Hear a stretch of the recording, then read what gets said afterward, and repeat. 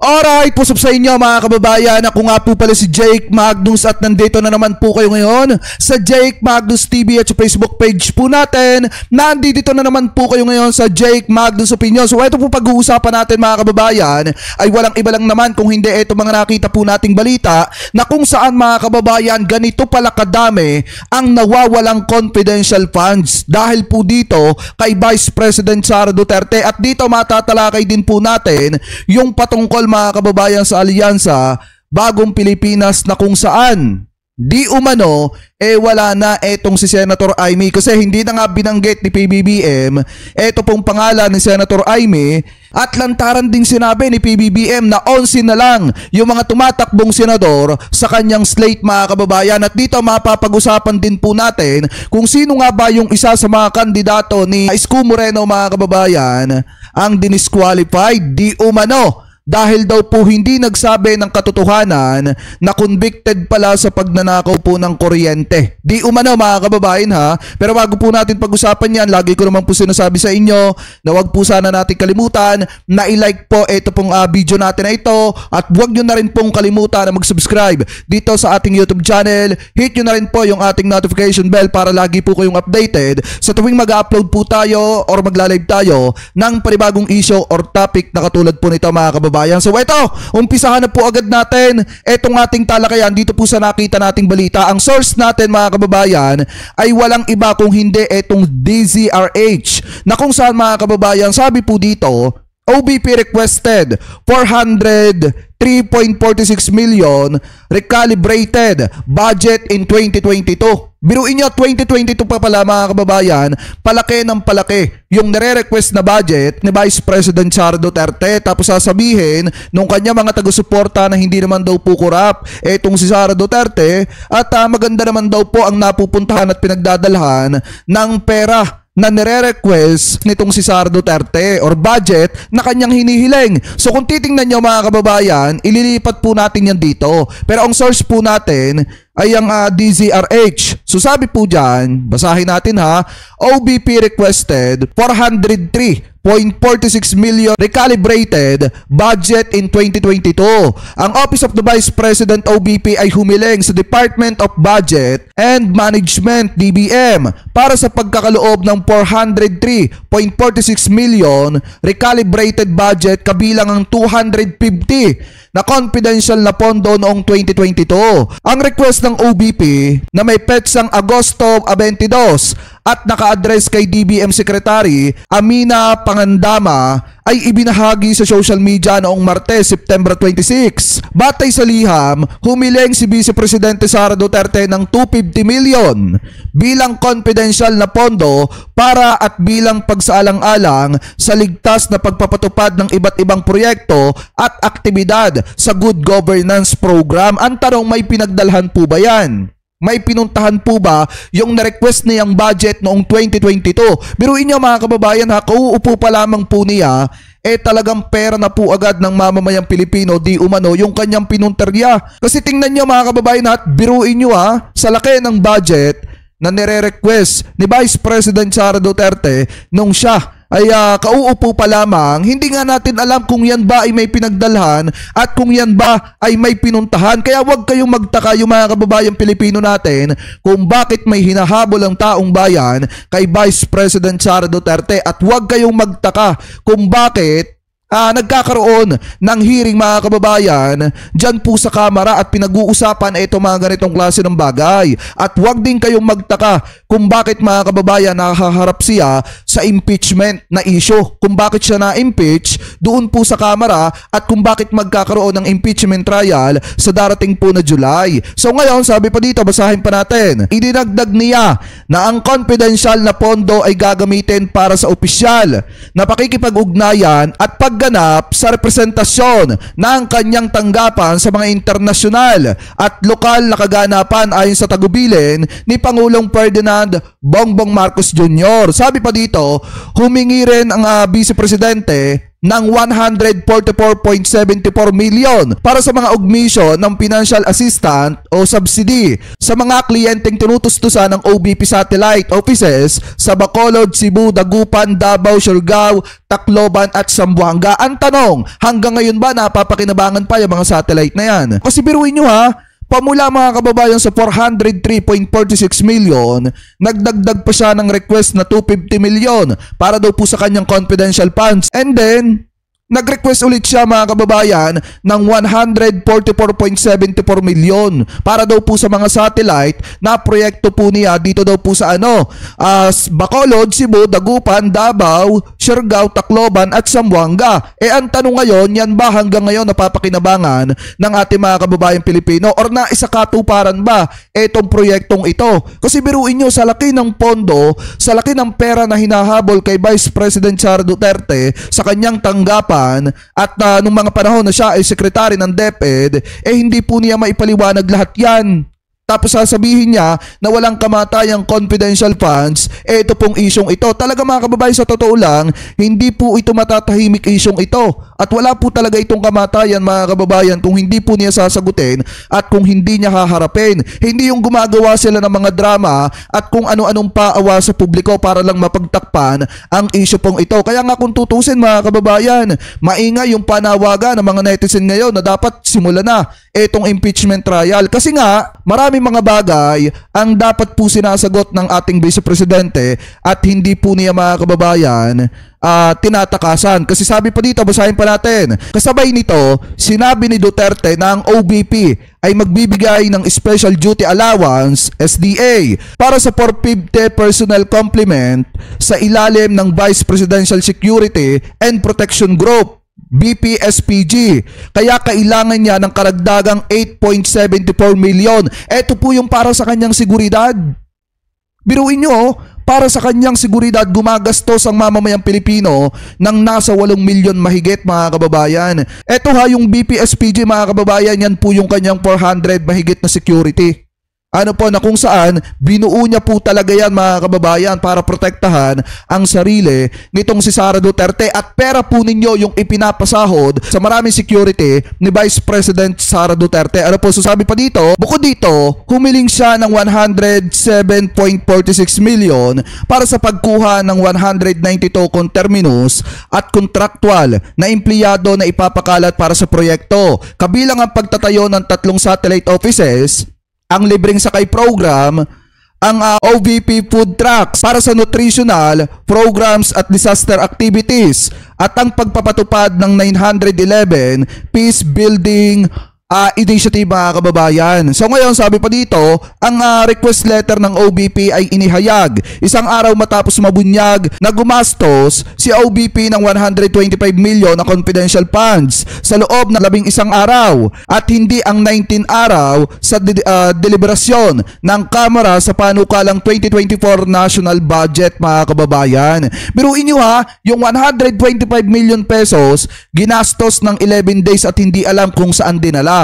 Ang pinakamasakla pa dyan mga kababayan, marami pa mga confidential funds ang dapat na ipapaliwanag ng ating Vice President na hindi pa po niya maipaliwanag kung saan napunta. Kasi mga kababayan, sa totoo lang, ganyan katindi at kalupit etong pamumuno ni Vice President Sara Duterte dyan po sa Office of the Vice President at nung siya ay sekretary ng DepEd. Dahil mga kababayan, marami po talaga mga paglustay at paggasta ng pera na hindi po na ipapaliwanag ng tama at walang kaukulan na presidents. Kasi mga kababayan, kung tutusin nung panahon ng administrasyong Duterte ay hindi naman sila naglaan ng confidential na pondo sa opisina ni former Vice President Leni Robredo. Kasi nga mga kababayan, kaya namang gumalaw ng opisina ng OBP nang walang confidential funds. At kahit na ganun pa man sa panahon ni former VP Leni, nakakapagpatayo po sila ng mga proyekto na nakikita ng mamamayang Pilipino kahit maliit lang yung budget at hindi ginagamit or ginagalaw or iniibo yung confidential funds or hindi nagre-request ng confidential funds. Samantalang sa panahon ni Sara Duterte, sunod-sunod yung mga paglustay ng pera ng mamamayang Pilipino at hindi alam kung saan dinala at hindi naman nakikita yung pinagdalhan. Tapos ngayon, sasabihin ng kanyang mga taga-suporta, hindi naman daw po kurap etong si Sara Duterte. At saka ang pinakamatindi pa dyan mga kababayan, ang bilis ng paggastos ng OBP ng 125 billion pesos ay yung pinakakontrobersyal na paglustay sa loob lamang ng 11 days mga kababayan, na may kaukulan na bawat araw na 11.3 million pesos. Biruin nyo sa loob ng 11 days bawat araw gumagastos sila ng 11.3 million pesos. Ganyan po katindi mga kababayan sa panahon ni Sara Duterte nung siya ang sekretary ng DepEd at saka yung kanyang opisina. Gumagastos ng 11.3 million bawat araw. Kung tutusin mga kababayan, ito po mga isyong ito po ay transparency. May mga panawagan para sa higit na transparency at pananagutan mga kababayan tungkol sa paggamit ng mga pondong ito, lalo na mga kababayan kung hindi po malinaw ang line ng item para sa confidential na gasto sa 2022 or noong 2022 mga kababayan na budget. At kung tutusin, sobrang talamak po ang paglustay at paggamit ng confidential funds at hindi maipaliwanag kung saan po dinala. Na kung tutusin nga mga kababayan, doon sa mga taga-suporta ni Sara Duterte, wag na kayo magtaka kung bakit na-impeach po siya sa Kamara at kung bakit mahaharap siya sa impeachment trial. Kasi kung ganito ba naman yung mga basihan na matitibay yung mga pinagbabasihan mga kababayan, dapat po talaga siyang ma-impeach. Kung pwede pa nga mga kababayan, after po niya ma-impeach, dapat sampahan siya ng kasong plunder. Kasi hindi po niya maipaliwanag yung talamak at sobrang dami na confidential funds nung panahon po niya. Kaya nga kung tutusin mga kababayan, lagi niyo pong tandaan na ito pong isyong ito po ay nangangahulugan na dapat lahat ng mga politiko na naglulustay at gumagamit ng pera ay dapat maging accountable po mga kababayan sa kanilang mga ginagawang aksyon patungkol po sa paggamit ng pera ng mamamayan. Dahil kung hindi po nila nagagawa ng tama yung paggamit ng pera ng mamamayan at walang transparency, dapat po silang managot at dapat din naman nasagutin din po nila. So ngayon mga kababayan, punta naman po tayo dito sa isa pang topic na nakita po natin na kung saan mga kababayan, eto maliwanag pa sa sikat ng araw. Kasi ito natalakay natin kanina, sisigundahan lamang po natin. Kasi sa totoo lang mga kababayan, buhat nung naaresto itong si dating Pangulong Duterte, hindi na sumasama sa mga rally ng Alyansa para sa Bagong Pilipinas, etong si Senator Amy. At ang pinakamasaklap pa dyan mga kababayan, nagsagawa po siya ng kanyang hearing na kung saan alam naman po natin kung sino talaga yung pinupunteriya niya dun po sa hearing niya dyan po sa Senado, na kahit nakareses ang Senado, ginawa niya pa rin na magsagawa ng hearing kahit hindi naman niya alam kung ano ang pupuntahan nung kanyang hearing na isinasagawa. So ngayon pakinggan po natin etong nakita nating balita galing po sa News 5. Sabi dito, President Bongbong Marcos Jr. hindi binanggit si Senator Amy Marcos sa campaign rally sa Cavite. So ngayon panoorin po natin. Hindi binanggit ni Pangulong Bongbong Marcos ang pangalan ng kanyang kapatid na si Amy sa campaign rally sa Cavite. Sa kanyang talumpati kagabi, inisa-isa ni PBBM ang pangalan ng mga kandidato ng Alyansa para sa Bagong Pilipinas. Kabilang dyan si Congresswoman Camille Villar na hindi dumalo sa kampanya. Absent din ang re-electionist na si Senator Amy Marcos pero hindi siya binanggit ng Pangulo. Wala pang pahayag ang Malacanang tungkol dito. Isang araw bago yan, naglunsad ng investigasyon si Senator Amy tungkol sa umano'y illegal na pagkakaaresto kay dating Pangulong Rodrigo Duterte. So kung tutusin talaga mga kababayan, sabi ko nga po sa inyo kanina dun sa live natin, piko na talaga si PBBM sa pinaggagawa nitong si Senator Amy. Kasi sa totoo lang, may kakayanang pumili ng tamang partido itong si Senator Amy. At nasa sa kanya na nga, nasa mga kamay na nga niya yung tamang partidong yon. Yung tamang ticket na pwede niyang samahan na tiyak na mananalo siya at ibuboto siya ng mga kababayang Pilipino natin kaysa naman magpabali-balentong at mamangka sa dalawang ilog. Ang problema kasi mga kababayan, mas pinili niya na mamangka sa dalawang ilog kaysa samahan yung kanyang kapatid. Mga kababayan, kaysa suportahan yung ticket ng kanyang kapatid. So ngayon kung makikita ninyo doon sa Cavite, hindi po binanggit ni PBBM ang pangalan nitong si Senator Amy na nangangahulugan mga kababayan sa ating mga taga-suporta na masama ang loob ng presidente mga kababayan dito po kay Senator Amy. Kasi ito rin yung isang patunay mga kababayan na wala na. Para sa akin in my own opinion, nabawas na. Etong alyansa para sa Bagong Pilipinas, nabawasan na ng isa. Bakit? Pakinggan nyo sasabihin ni PBBM Kasi 'di ba 12-0 yung malimit binabanggit ng presidente, kaso ngayon 11 na lang yung binabanggit ni PBBM. Tama nga naman, tama lang yan, natanggalin na ni PBBM itong si Senator Amy kasi itong si Senator Amy, mga kababayan, namamangka siya sa dalawang ilog at hindi natin alam kung para ba talaga siya kanino, kasi sumasama siya sa alyansa para sa Bagong Pilipinas pero ipinagtatanggol naman niya ang mga Duterte. So dapat lang talaga, mga kababayan, na hindi na po siya isama ni PBBM sa kanyang ticket. Ano po ngayon, pakinggan natin itong sasabihin ni PBBM. At huwag natin gawing alyansa lamang nitong 11 na tao, 11 na kandidato na tumatakbo bilang senador na kasama sa alyansa. Samahan niyo po kami. Samahan niyo po kami at magka-alyansa din tayo. Ayan di ba maliwanag? Una, nagkamali pa nga si PBBM, 10 yung pagkakabanggit niya, pero yung pinaka-final, mga kababayan, na binanggit ng presidente, 11 na lang. 11 na lang yung mga tumatakbong kandidato na nasa ticket po niya. Ibig sabihin, wala na po dyan si Senator Amy Marcos. Dapat lang naman nga talaga.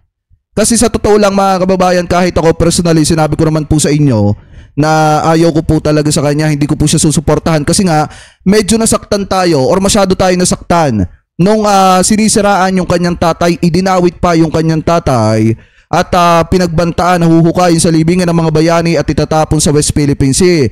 And then yung pinagbantaan ng 2 beses ang buhay ng presidente. Una, gustong tanggalin ang ulo ng presidente. Pangalawa, gustong ipatumba ang presidente kasama ang asawa po nito at ang pinsan po nito. So hindi po magandang tingnan na ipinagtatanggol pa ni Senator Amy yung tatay ng taong nagbanta sa kanyang tatay at sa kanyang kapatid. Ano po, mga kababayan? Kaya tama lang etong ginagawa ng presidente na tinatanggal na niya. Ano po etong si Senator Amy, kasi sa totoo lang hindi naman po talaga magandang tingnan, mga kababayan, na etong si Senator Amy ay namamangka sa dalawang ilog at dapat lang magstay siya kung saan niya gusto at kung saan siya nararapat sa palagay niya na tama, mga kababayan.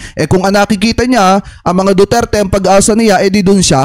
Ano po, ganun lamang kasimple. Kung nakikita niya na hindi ang alyansa para sa Bagong Pilipinas sa makakapagpapanalo sa kanya, di mas maganda na doon na lamang po siya sa mga didiset na itinatatwa po siya. Kasi kung titingnan nyo yung ginagawa ni Panelo, Basti Duterte, yun ay pagpapakita na itinatatwa nila etong si Senator Amy. Ano po, mga kababayan? So ngayon, punta naman po tayo sa last topic po natin na kung saan, mga kababayan, matindi to. Kasi alam nyo ba, ito yung isang document. Ipapakita ko na lang sa inyo. Basahin nyo na lang yung mga dyan. Ipapaliwanag ko na lang, mga kababayan, and then naka-blind item naman tayo. Ano po, dahil may isa pong kandidato etong si Yorme na kung saan, mga kababayan, di umano dinisqualified dahil po hindi nagsabi ng totoo, na convicted pala, mga kababayan, sa pagnanakaw po ng kuryente. Di umano, mga kababayan. Ang tanong, sino po yung kandidato na yon? Sino po yung kandidato ni Isko Moreno, mga kababayan, ang hindi nagsabi ng totoo kaya na disqualified dahil po convicted pala sa pagnanakaw po di umano ng kuryente, mga kababayan. Alam naman po natin, kailangan, sabi ko nga po sa inyo, pag tumatakbo kayong public servant, dapat unang-una maging tapat po kayo sa sarili ninyo. Lalo na, mga kababayan, sa mga ganitong klase ng sitwasyon na kapag tinatanong kayo kung may bahid ba kayo o ng corruption or kung may kaso ba kayo, dapat maging tapat kayo sa sarili ninyo, kasi kapag tapat kayo sa sarili po ninyo, magiging tapat kayo sa mamamayang Pilipino. Ang mahirap dito, mga kababayan, nagsinungaling na nga, hindi na nga nagsabi ng totoo, tumakbo pa sa posisyon. Kaya ang ending, mga kababayan, nalaman at nakalkal yung kanyang mga kaso na kung saan convicted pala siya sa pagnanakaw ng kuryente pero hindi po niya sinabi yung totoo. Minsan napapaisip ako, ano ba itong mga pinapatakbo ni Mayor Isko Moreno, mga kababayan? Bakit parang tila yung iba, hindi ko naman po nila lahat, may mga sabit at may mga problema? Kasi tulad nitong isa, mga kababayan, sa mga pinatatakbo niya or tumatakbo sa ilalim po niya na kung saan disqualified kasi nga convicted pala sa pagnanakaw ng kuryente at hindi pa nagsabi ng totoo. Ibig sabihin, mga kababayan, nagsinungaling. At siguro, sinasabi nitong taong ito na wala naman siyang kaso na kahit na pero nung nakalkal na, napatunayan na siya pala ay convicted sa pagnanakaw ng kuryente di umano at hindi man lamang nagsabi ng katotohanan. So kung sino man yan, Yung kandidatong yan ni Yorme, mga kababayan, comment below nyo na lamang po kung kilala nyo kung sino po yung kandidatong yan. Pero ang sa akin, mga kababayan, kung tumatakbo tayo sa pwesto, dapat maging totoo tayo sa mga sarili natin. Unang-una, mga kababayan, dapat totoo din tayo sa mamamayang Pilipino. Kasi kawawa naman ang taong bayan kung hindi ka na nga magiging totoo sa sarili mo, tapos hindi ka pa totoo sa mamamayang Pilipino. Kawawa naman yung mga yan pagdating ng araw na ikaw ay nakalusot at ikaw ay nanalo. Dahil kung nagagawa mo magsinungaling ngayon pa lang na tumatakbo ka, mas magagawa mo magsinungaling kapag ka nakapwesto ka na. Ano po, mga kababayan? So anyway, comment below na lamang po kung ano po masasabi nyo hinggil po dito sa mga topic na ito natin nalakay po natin. At kung ano po ang opinion nyo hinggil po dito sa mga topic na hinimay po natin. At bago po tayo pang samantala magpaalam, maraming salamat po sa lahat ng Team Replay na hindi po nakakalimutan mag-iwan ng inyong mga komento, mag-like ng ating mga video at mag-subscribe sa ating YouTube channel. Maraming salamat din po sa lahat ng Team Replay na hindi po nakakalimutan na wag mag-skip ng ating mga ads. Maraming salamat po. Ingat po kayo palagi. God bless po. Thank you po.